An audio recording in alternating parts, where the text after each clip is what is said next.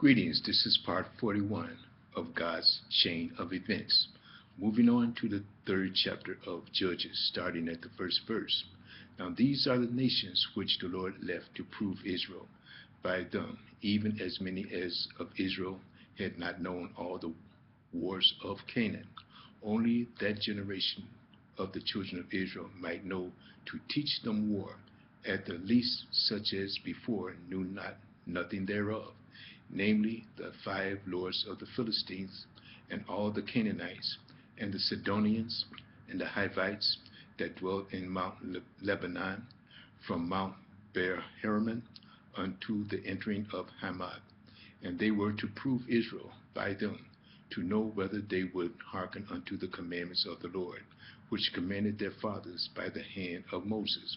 And the children of Israel dwelt among the Canaanites, Hittites, Amorites, Perizzites, and Hivites, and Jebusites, and they took their daughters to be their wives, and gave their daughters to their sons to serve their gods. And the children of Israel did evil in the sight of the Lord, and forgot the Lord their God, and served Balaam the son, and served Balaam and the groves. Therefore the anger of the Lord was hot against Israel, and he sold them into the hand of Chushan Rishathaim, king of Mesopotamia. And the children of Israel served Shushan Rishathaim 8 years. And when the children of Israel cried unto the Lord raised up a deliverer to the children of Israel, who delivered them, even Othniel, the son of Kenaz, Caleb's younger brother. And the Spirit of the Lord came upon him, and he judged Israel, and went out to war. And the Lord delivered Shushan Rishathaim, king of Mesopotamia, into his hand, and his hand prevailed against Shushan Rishathaim, and the land had rest 40 years. And Othniel the son of Kenaz died, and the children of Israel did evil again in the sight of the Lord. And the Lord strengthened Eglon the king of Moab against Israel, and because they had done evil in the sight of the Lord. And he gathered unto him the children of Ammon and Amalek, and he went and smote Israel, and possessed the city of palm trees. So the children of Israel served Eglon the king of Moab 18 years. But when the children of Israel cried unto the Lord raised them up a deliverer, Ehud the son of Gera, a Benjamite, a man left-handed, and by him the children of Israel sent a present unto Eglon king of Moab. And Ehud made him a dagger, which had 2 edges, of a cubit length, meaning about 1.5 foot long, continuing. And he did gird it under his raiment, upon his right thigh. And he brought the present unto Eglon king of Moab. And Eglon was a very fat man. And when he had made an end to offer the present, he sent away the people that bare the present. But he himself turned again from the quarries that were by Gilgal, and said, I have a secret errand unto thee, O king. Who said, Keep silence. And all that stood by him went out from him.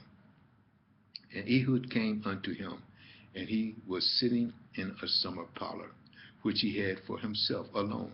And Ehud said, I have a message from God unto thee.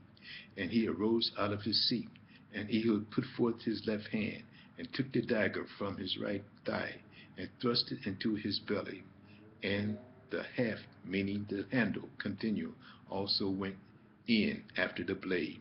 And the fat closed upon the blade, so that he could not draw the dagger out of his belly.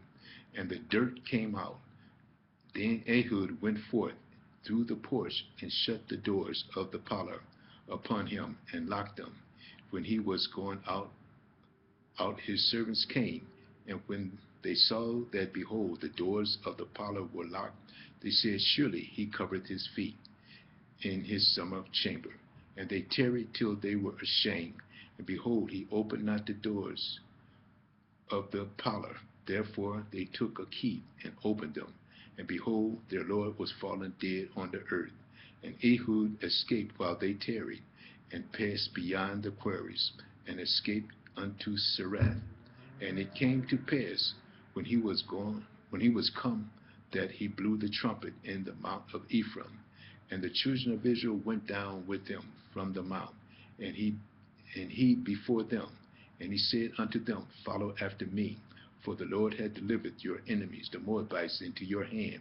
And they went down after him, and took the fords of Jordan toward Moab, and suffered not a man to pass over. And they slew of the Moabites at that time about 10,000 men, all lusty and all men of valor. And there escaped not a man. So Moab was subdued that day under the hand of Israel.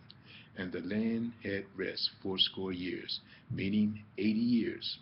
And after him was Shedgar, the son of Hanat, which slew of the Philistines 600 men with an ox goad, and he also delivered Israel.